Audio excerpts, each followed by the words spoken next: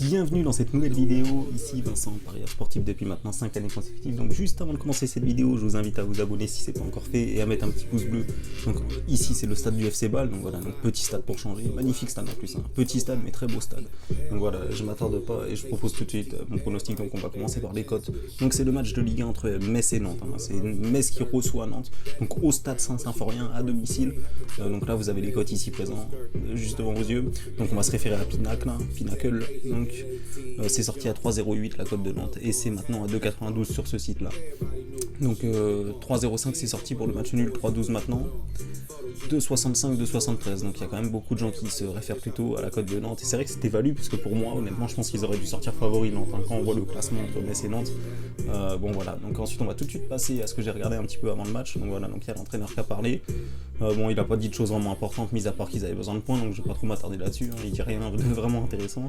Du côté du président, par contre, il dit une chose qui est vraiment un peu plus intéressante déjà, je trouve. Donc ils disent qu'ils avaient prévu d'avoir 12 points après 10 journées et que là maintenant ils en ont 8 après 9 journées. Donc quoi qu'il arrive, l'objectif qu'ils avaient prévu au bout de 10 journées il ne sera pas réalisable, mais ils peuvent avoir 11 points après les 10 journées. Donc voilà, donc ça c'est un petit point qui est à prendre en compte. Donc déjà ils ont quelque part raté leurs 10 premiers matchs, hein, parce que leur objectif, comme vous le voyez sous vos yeux ici, c'était vraiment d'avoir 12 points après 10 journées.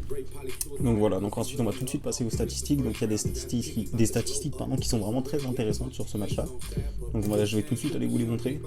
Donc déjà Metz l'année dernière, si vous ne savez pas, ils étaient en Ligue 2, hein, donc déjà il n'y a pas eu la confrontation de l'année dernière, donc c'est des confrontations qui datent, hein, donc quand je vais vous montrer, sachez bien que c'est des résultats qui datent, mais c'est toujours important de les regarder pour savoir dans l'historique qui c'est qui prédomine un petit peu ces confrontations. Donc on va tout de suite passer à ça. Donc vous voyez bien que quand même Nantes ils réussissent quand même plutôt bien. Il faut bien voir qu'il y a eu une seule victoire de Metz sur les 10 derniers matchs, même si ça date un peu, comme je vous le répète. Voilà. Donc ensuite le classement, il y a un écart énorme, hein, même si ça se tient à pas grand chose ce classement de Ligue 1, il y a beaucoup d'équipes qui ont le même nombre de points, donc ça peut vraiment se jouer à 2-3 matchs, hein. Le classement il peut vraiment bouger au bout de 2-3 matchs.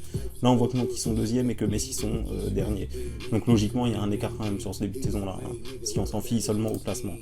Maintenant on va voir une chose, on voit que souvent Nantes ils aiment bien gagner 1-0, hein, ces derniers temps, hein. Donc c'est une équipe souvent, d'ailleurs je vais vous remontrer le classement, on peut bien voir ici qu'ils ont encaissé que 5 buts, 5 petits buts, et ils en ont marqué malheureusement que 9, donc c'est vraiment une équipe qui a l'habitude de défendre, et de mettre un petit but comme ça. Donc voilà, donc ensuite on va aller voir, voilà, donc très bon résultat de Nantes. Par contre Metz c'est un petit peu plus compliqué, mais c'est normal vu qu'ils n'ont pas un effectif taillé pour la Ligue 1, j'ai envie de dire.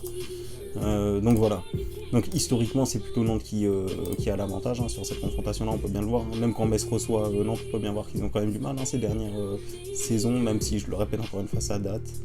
Mais voilà, donc moi maintenant je vais tout de suite vous proposer mon pronostic, hein. Donc voilà, donc je vous ai montré un petit peu les statistiques, un petit peu l'avant-match, un petit peu mon analyse de ce match là, donc je vais tout de suite aller vous montrer mon pronostic qui est tout simplement match nul remboursé s'il y a la victoire de Nantes. Donc match nul remboursé s'il y a la victoire de Nantes, donc on répartit nos mises sur les deux résultats suivants et ça nous donne une cote aux alentours de 1,95. Donc voilà, donc c'était Vincent, mon retour pour les pronostics, donc je vous dis à bientôt pour mes prochains pronostics.